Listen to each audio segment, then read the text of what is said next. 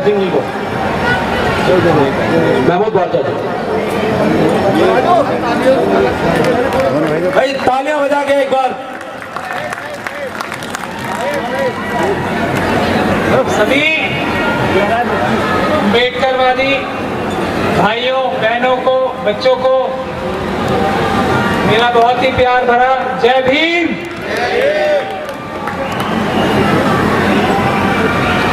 मैं 10 मिनट का टाइम मिला है, 10 मिनट में खत्म करूंगा, लेकिन कोशिश मैं ये करूंगा कि 10 मिनट में आपको बाबा साहब का ऐसा मैसेज देके जाऊं जिससे कुछ सलूशन मिले। बाबा साहब एक ऐसे व्यक्ति थे जो सिर्फ पढ़े लिखे ही नहीं थे, बहादुर ही नहीं थे, आंदोलनकारी ही नहीं थे, लेकिन वो हर चीज का अच्छे से अच्छा इलाज, सॉल्यूशन देके गए हैं। सिर्फ उनको समझने की जरूरत है और उस पर अमल करने की जरूरत है। अगर हमने वो कर लिया तो हमारी सारी समस्याओं का हल भी हो जाएगा और बहुजनों का राज भी हो जाएगा देश में। 3 मंत्र दिए हैं उन्होंने।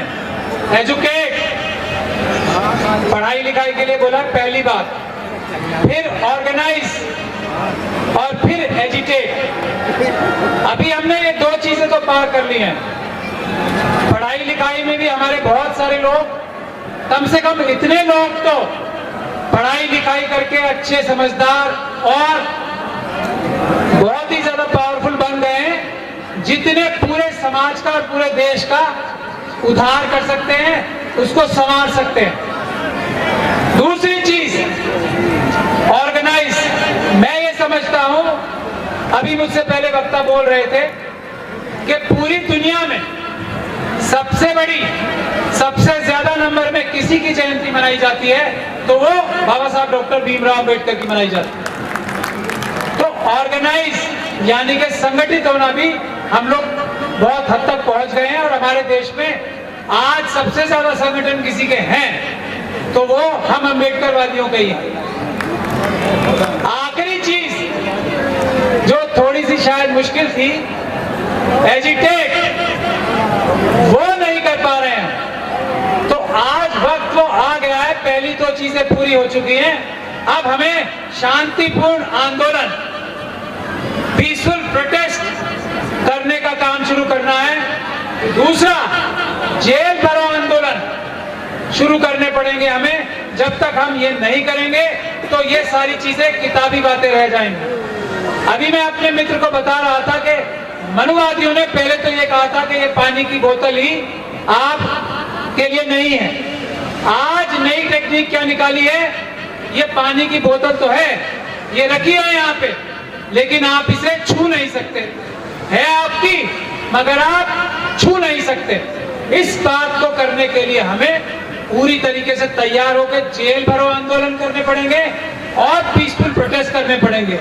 जैसे ही ये शुरू होगा, मैं आपको यकीन दिलाता हूं कि बहुजनों की सरकार अपने आप बन जाएगी, क्योंकि मनुवादी अपने आप भाग जाएंगे। 2-3 बातें ही मैं आपको और बताना चाहता हूं। पहली बात, एक है SC/ST सब प्लान। SC/ST सब प्लान ये कहता है कि पूरे देश में, ये बहुत ही ध्यान से सुनने की बात है, एजिटेट की बात बता रहा हूं मैं आपको, पूरे देश में जितनी भी राज्य सरकारें, केंद्र की सरकारें हैं, अपने बजट में शेड्यूल कास्ट और शेड्यूल ट्राइब की संख्या के हिसाब से बजट में उतनी ही परसेंटेज उनके लिए रिजर्व है, रखी जाएगी। और यदि ये पैसा जो उनके लिए रिजर्व है, उनके लिए सुरक्षित है, 1 साल में खर्च नहीं होगा तो ये दूसरे साल में चला जाएगा और ऐसे ऐसे आगे बढ़ता जाएगा। तो आज इस तरीके से हिसाब लगाया जाए तो इतना पैसा हर एक राज्य में आज मौजूद है, आज कि हर एक हमारा शेड्यूल कास्ट परिवार और हर एक हमारा शेड्यूल ट्राइब परिवार करोड़पति हो जाए। तो अगर शेड्यूल कास्ट और शेड्यूल ट्राइब कम्युनिटी को, हर एक परिवार को करोड़पति बनना है तो क्या इसके लिए जेल भरो आंदोलन नहीं होना चाहिए, ये बता दीजिए। और मैं मोदी जी की तरह किताबी बातें नहीं कर रहा हूं, जो मैं कह रहा हूं तथ्यों के आधार पर कह रहा हूं। किसी भी राज्य सरकार ने आज तक ये कानून लागू नहीं किया। केसीआर साहब ने उसके हिसाब से सिर्फ 10 लाख रुपए देने का वादा इस बार किया है। एक ही सरकार है पूरे देश में, लेकिन वो पैसा इतना इकट्ठा हो गया है कि आज हर एक SC ST परिवार करोड़पति परिवार। इसके लिए आप लड़ेंगे या नहीं लड़ेंगे ये बता दीजिए। नौकरियां कर रहे हैं, आप सब काम कर रहे हैं। दूसरा और आखिरी बात, एक बाबा साहब ने एक और एक्ट किया है। ये जो बाबा साहब ने एक्ट किया था उसका ही एक दूसरा रूपांतरण है, वो है SC ST prevention of atrocities act. ये जो अभी प्रजापति जी अब मुझसे पहले बता रहे थे, ये एक्ट इतना ताकतवर एक्ट है, अगर इसका इस्तेमाल हम ठीक से करने लगे और यहां हमारे वकील भाइयों की जरूरत है, तो देश में एक भी SC ST परिवार ऐसा नहीं होगा जो इज्जत से ही नहीं, पूरी अपनी आत्मसम्मान से भी ज्यादा ताकत से जिंदगी व्यतीत ना कर सके। ऐसा भी मैं आपको वादा कर रहा हूं। और ये जो शास्त्री की बात कर रहे थे ना अभी, प्रजापति जी, मैं वादा कर रहा हूं आपसे, जो बातें आपने आज मंच के जरिए बताई हैं इन शास्त्री जी के बारे में, अगर इनकी पूरी जितनी उम्र बची है ना, अभी 27 साल के, मैं ये दुआ करता हूं कि वो कम से कम 100 साल रहे जिंदा, क्योंकि ये 100 साल बचे हुए 73 साल वो जेल में गुजारेंगे। ऐसा मैं वादा कर रहा हूं, सिर्फ प्रजापति जी कंप्लेंट कराने के लिए हमें वकील कर दें। और मैं ये दुआ करता हूं कि वो 100 साल तक जिंदा रहे। अगर वो एक दिन के लिए जेल से बाहर आ जाए तो आप लोग मुझे कहना कि मैं झूठा। शर्त सिर्फ इतनी है कि जो बात प्रजापति जी ने यहां कही है कि उन्होंने इतने लोगों की जमीन छीन ली, कुआं छीन लिया, उसकी कंप्लेंट कराने के लिए हमें शिकायतकर्ता मिल जाए। बस इन्हीं दो बातों के साथ मैं अपनी बात खत्म करना चाहता हूं।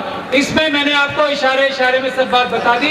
कोई भी शास्त्री अगर हमारे किसी SC ST भाई की तरफ टेढ़ी नजर करके देखेगा तो कानून में इतना प्रावधान है कि उसकी एड़ियां रगड़ते जिंदगी निकल जाएगी जेल की सलाखों पे।